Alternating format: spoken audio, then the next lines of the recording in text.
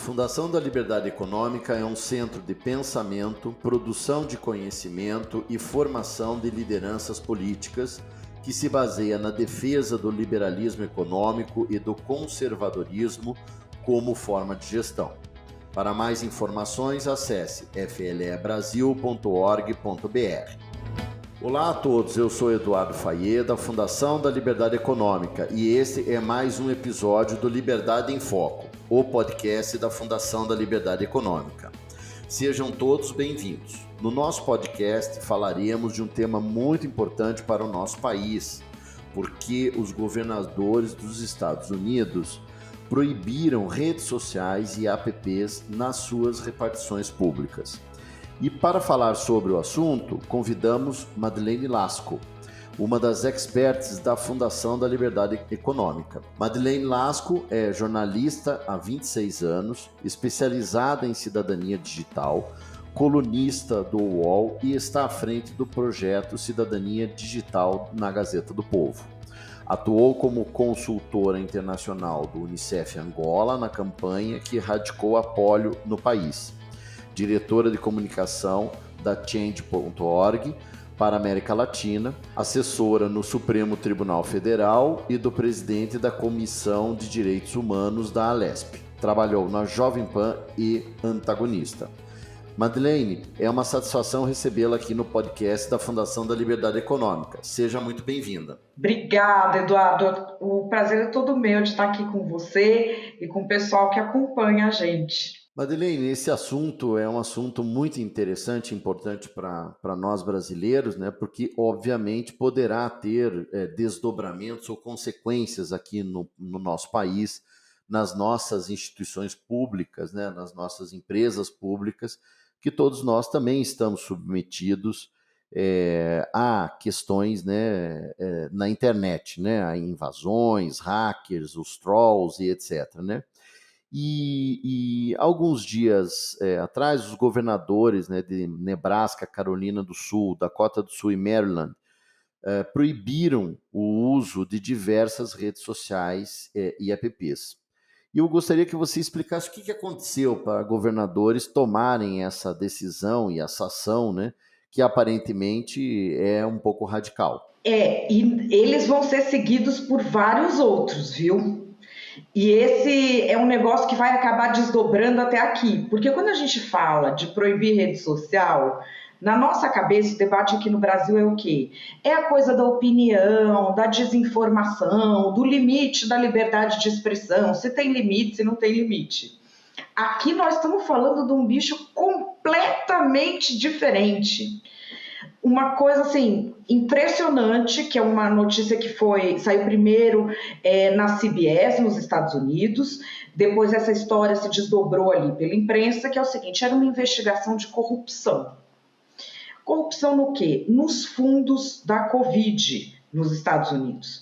Houve vários tipos de auxílios para pequenas empresas, para pessoas que ficaram desempregadas, houve também negociações que eles permitiram para baixar o salário, o governo complementava, enfim. Foi um pacote só do Ministério do Trabalho deles de 872,5 bilhões de dólares. E começaram a ver que muitos desses fundos, mas uma coisa assim, numa casa de uns 200 bilhões, tinham sido desviados, pagos de maneira incorreta. Isso é um drama que repartição pública aqui no Brasil tem sempre. E é aquela coisa, se está tudo na rede, é tudo pago automático, como é que não chegou para o cara que tinha que chegar? O que é que está acontecendo? E foram atrás. Os americanos são muito bons nesse tipo de investigação de corrupção, né? Eles têm uma tradição disso muito interessante. E aí olha o que os caras descobriram. Não era só funcionário desviando. Existiu isso também aqui, acolá, foram identificados e punidos. Mas havia vulnerabilidades em determinados aplicativos, em determinados sites, sistemas de pagamento e no TikTok, que quando você roda isso dentro de qualquer computador da repartição pública, ele conseguia dar uma entrada para que quadrilhas internacionais atuassem no desvio desse dinheiro. E já foi identificada uma quadrilha que está sediada na China e que efetivamente desviou dinheiro. Foi feita aí uma contratação de uma empresa que ela investiga as questões de ciberespionagem e eles viram que havia ali um grupo de delinquentes que conseguia se aproveitar de vulnerabilidades para desviar esse dinheiro. E assim, o funcionário não estava fazendo nada de errado, entendeu? Ele, de repente, até, vamos dizer, muito departamento público, empresa pública, hoje tem rede social, tem TikTok. O cara entrou lá para subir o vídeo. Só dele fazer isso era uma porta aberta para desviar dinheiro. E eles estão ainda contabilizando. Já está na casa, assim, pensando em 200, 300 bilhões desviados. E como que demorou tanto para perceber? Nós estamos falando de governadores. Os caras não foram no que era centralizado, eles foram catando um pouquinho de cada um. Então cada um ficou correndo atrás do próprio rabo para ver como é que aquele dinheiro tinha sumido e não perceberam que era um golpista só mirando todo mundo. Parece coisa de ficção científica isso, hein? E me parece que pela primeira vez o Serviço Secreto dos Estados Unidos fez um pronunciamento oficial ligando, né, essas redes às fraudes na pandemia. Como é que foi isso? Como que o Serviço Secreto se comportou aí nesse processo? Na verdade, o Serviço Secreto dos Estados Unidos e também o State Department, que é o Ministério das Relações Exteriores deles, já tem há alguns anos departamentos específicos de cibersegurança. Até no outro podcast da gente aqui, você pode procurar meu artigo aqui na Fundação da Liberdade Econômica sobre outro tipo de golpe, que é o sequestro de dados, o ransomware. Aí, ali conta como é que esses departamentos foram feitos. A questão da cibersegurança hoje é uma questão de geopolítica que parece que está muito longe da gente, né? Porque nós estamos falando aí de grandes potências, disso, daquilo, mas o governo todo do mundo inteiro hoje faz processos online. Então, o poder estabelecido fica vulnerável à invasão desses agentes. Então, você tem um serviço secreto com um departamento específico de cibersegurança e o State Department também tem um escritório de política digital e ciberespaço. E nesse escritório, o que é que eles verificam? Por parte do State Department, se há trabalhos de espionagem, de sabotagem, esse tipo de coisa do governo americano. Enquanto no FBI, eles vão atrás de criminosos. Nesse caso, eles se juntaram e fizeram um pronunciamento oficial. É a primeira vez que os Estados Unidos têm um pronunciamento oficial dizendo que redes sociais e que serviços de pagamento online e sites, de alguma forma, estão associados a quadrilhas internacionais que estão atacando os Estados Unidos. E por que os Estados Unidos?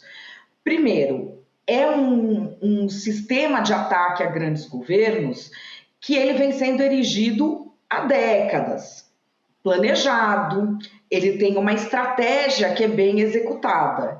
E os Estados Unidos são o alvo número 1 por 2 motivos. Primeiro, porque eles são a potência que concorre com as outras, e depois porque é onde tem dinheiro, né? Se você vai ter um criminoso agindo nisso, e é um sistema que está começando, ele tem que ir onde está a grana. Então, eles miraram nos Estados Unidos. Se você for ver tudo que é de fraude digital, começa nos Estados Unidos. Assim, primeiro, 90% é executado nos Estados Unidos e depois é que vai passando para os outros países. Então, é por isso que a gente precisa ficar muito atento a tudo que acontece lá, porque vendo as medidas que eles tomam, a gente pode se prevenir, entendeu? Impedir que aconteça aqui. Então aqueles filmes de ataque ao Fort Knox estão sendo reais agora, só que digitais, né? E a lista do que está sendo proibido me parece que é uma lista bastante extensa, né? O TikTok, tudo da Huawei, ZTE, Alibaba, WeChat, enfim, com Alipay, vários softwares, né, ou mídias sociais, estão sendo, e serviços, né, que são diferentes serviços que eles oferecem, estão sendo proibidos por esses estados americanos, né, norte-americanos. E aí, explica para a gente o que há em comum entre esses serviços, ou softwares, ou sistemas, né? A gente está falando das três coisas aí juntas funcionando nesses exemplos que eu citei. Olha, quando a gente vê, né, TikTok é uma rede social, Huawei e ZTE, eles têm hardware também, né? Tipo, faz celular, faz antena, cabeamento. Alibaba é um site de compra, Alipay é um tipo de pagamento, o WeChat é uma plataforma de conversa, e tem também a Kaspersky, que é um software usado no mundo inteiro de segurança digital, é antivírus. Aí você fala, mas gente, o que isso tudo tem em comum? Esses são o que eles rastrearam e efetivamente houve violações. E o que eles têm em comum é a origem. São serviços que são feitos ou na China ou na Rússia. Então, são serviços que vêm dali. E como a gente tem, vamos dizer, uma briga pela forma de ver a internet, de controlar a internet, entre essa mentalidade ocidental e democrática dos Estados Unidos e um outro tipo de mentalidade que é mais totalitária, que não pensa em democracia, que não vê a liberdade como valor, que é a mentalidade que vem da China e da Rússia, isso está em rota de colisão. O que eles têm em comum é que havia vulnerabilidade e os países de origem. O pessoal da CBS News entrou em contato com todas essas empresas e eles simplesmente negam. Eles falam que não tem nada a ver, que eles estão sendo difamados, que são fake news, que é desinformação. Só que mesmo assim, depois disso, os governadores passaram um a um a proibir o uso de qualquer uma dessas coisas dentro de repartição pública.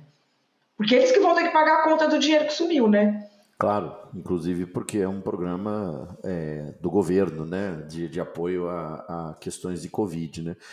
Então, quer dizer, essas preocupações aí que a gente ouve do governo dos Estados Unidos na relação com a China e com a Rússia não são preocupações só geopolíticas do ponto de vista bélico, né? E sim também de questões relativas à tecnologia ou ao uso de tecnologia que estão sendo feitas e desenvolvidas nesses dois países. E isso pode trazer algum tipo de preocupação para o Brasil? Você acha que a gente tem que se preocupar e preocupar com o quê, né? O que tende a acontecer com Estados Unidos, China e Rússia é o que acontece primeiro e lança uma tendência para o resto do mundo, entendeu? Então, se o golpe de tungar dinheiro público, dinheiro de auxílio, hackeando rede social, meio de pagamento e não sei o que, sem o funcionário público perceber, é algo que rolou ali, a gente tende a abrir o olho porque é algo que pode rolar aqui. E tudo que é instância de governo de empresa pública, cada vez mais está se informatizando, está indo para a internet, até porque isso evita a corrupção feita por pessoas, porque internet não é que impede, mas está registrado ali.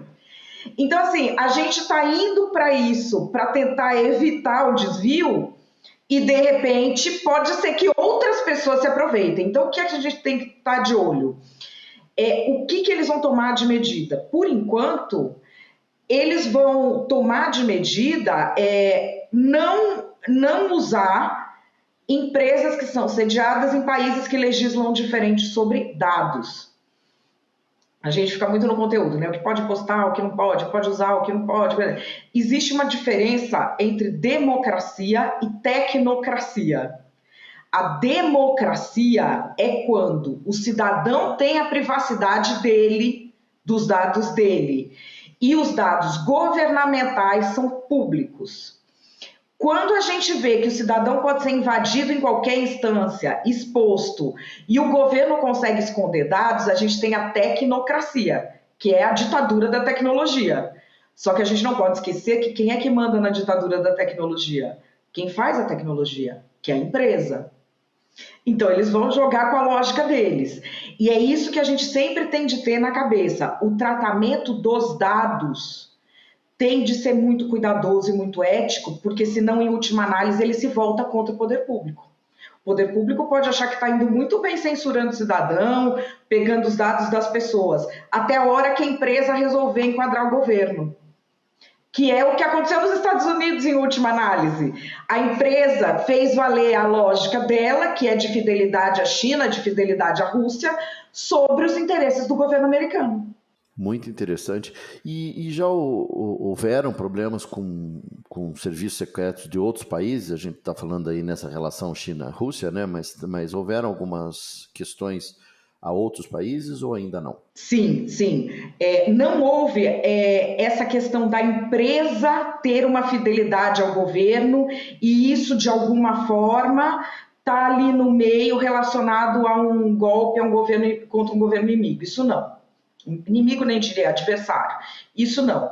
Mas, por exemplo, a gente tem muitos problemas na Índia com o Facebook e o WhatsApp principalmente. Agora, nas eleições da Índia, você teve uma força-tarefa de mais de 50 mil pessoas para conter desinformação e se verificou que tinha gente comprada ali no meio. O Irã, o Serviço Secreto do Irã, subornou funcionários do Instagram para manipular coisas a favor deles. O que a gente tem, na verdade, com as plataformas de outros países é um pouco diferente, porque é uma corrupção interna da plataforma, não é uma política clara de fidelidade a um governo. Então, assim, quando você tem uma empresa na China, é muito clara a posição que você tem de ter com relação ao Partido Comunista Chinês. E eu não sei por que os governos ocidentais esperam que essa lógica vá ser rompida, porque eles estão atuando aqui. Não vai. Nas outras empresas é diferente. A lógica devia ser uma e está sendo outra, entendeu? A lógica devia ter sido democrática, porque o Instagram, o WhatsApp, Facebook tem sede nos Estados Unidos, são as empresas do Zuckerberg e tudo. E quando você vai ver, na hora H, ali dentro nos processos, tem gente que é subornada e faz as coisas mais loucas até para a ditadura do Irã. A corrupção é um mal da humanidade, né? Não é um problema da tecnologia, de governos, né? Governos que são formados por pessoas, né? Essa é uma questão que a gente sempre tem que destacar. E para terminar, Madá, aqui no Brasil se tem falado, né? A imprensa, inclusive, também tem tratado disso, a gente tem visto programas, enfim, reportagens, matérias jornalísticas sobre a regulamentação das redes e desses serviços. O que, na sua avaliação, o que pode mudar com esses novos fatos? Quer dizer, se acelera esse processo de regulamentação? Não? Como é que você visualiza essa questão aqui no Brasil, que vai ser um grande trabalho para o nosso parlamento, né, que assume agora a partir de 2 de fevereiro de 2023? Na verdade, isso deveria, pelo menos, abrir os olhos das pessoas que têm essa missão tão importante para a complexidade dessa tarefa. Porque as discussões que nós estamos vendo são de uma superficialidade. As discussões são tão simplórias. Você vê perto disso que a gente está falando, a discussão que a gente vê, você pode derrubar um post. Nós estamos falando da rede social, se aliar alguém que entra lá um golpista para desviar dinheiro de Covid. Os caras estão debatendo se você derruba post. Então, acho que isso precisa servir para qualificar a discussão sobre o que deve ser regulamentado, quais regulamentações que a gente já tem que são boas. O Marco Civil da Internet Brasileira é uma lei que no mundo inteiro é considerada modelo. A gente tem uma Autoridade Nacional de Proteção de Dados que precisa cada vez mais ser fortalecida como órgão institucional. Esse é um modelo muito parecido com o modelo que a gente tem na Alemanha hoje em dia, que é um dos países que mais tem sucesso no mundo em manter uma regulamentação das plataformas. E quando eu digo regulamentação, não é ditadura, é fazer com que se cumpra a lei e que se respeite o cidadão alemão. Então, essa coisa de colocar o cidadão brasileiro no centro e o respeito aos dados e aos direitos dele é uma visão que precisa ser retomada. Só que é muito difícil para quem está no Congresso, porque a imprensa não entende do que você está falando. E faz muito sucesso você sair empunhando bandeira sobre derruba post e não derruba post. Hoje você tem muito noticiário que é fulano tuitou tal coisa. Então, o congressista ele fica naquela, para ele ganhar mais, vamos dizer, importância social, ele precisa falar da coisa superficial. E aí vão cobrar isso dele na atuação. Então, nós vamos precisar de congressistas que saibam exatamente qual o papel deles para a gente não acabar com uma lei que não sirva para nada. Eles já conseguiram isso no Marco Civil da internet. E eu espero que agora consigam, levando bons especialistas, gente qualificada para falar desse assunto, gente que conhece a complexidade do tema. Eu creio que é possível, sim, fazer isso apesar de tanta tentação. Isso é muito importante, né, para o nosso país, a nossa democracia, é contar com especialistas, com pessoas que têm capacidade, né, de analisar e de propor coisas positivas nessa questão, né, do uso de tecnologias, dados, enfim, que é o desafio do novo mundo, né? Isso é fundamental para todos nós. Espero que todos tenham gostado desse episódio com o tema Por que governadores dos Estados Unidos proibiram redes sociais e apps nas repartições públicas. Madá, muito obrigado pelas suas contribuições. Eu é que agradeço, e vocês se interessam pelo tema, além do podcast, tem o meu artigo sobre esse assunto com todos os detalhes no site da Fundação da Liberdade Econômica. Foi um prazer estar aqui com vocês mais uma vez. E para você que acabou de nos ouvir, muito obrigado pela sua audiência. Para mais informações, acesse o site flebrasil.org.br e siga as nossas redes sociais no Facebook e Instagram, @FLE Econômica, e no Twitter, @FLE Brasil. Nosso podcast está disponível na sua plataforma de áudio preferida. Você também pode seguir nosso podcast no Spotify, Amazon, assinar no Apple Podcasts e se inscrever no Google Podcasts ou no Castbox e favoritar no Deezer. Desse modo, você receberá uma notificação sempre que um novo episódio for ao ar. Eu sou Eduardo Fayet e esse foi mais um Liberdade em Foco. Um grande abraço e até a nossa próxima conversa.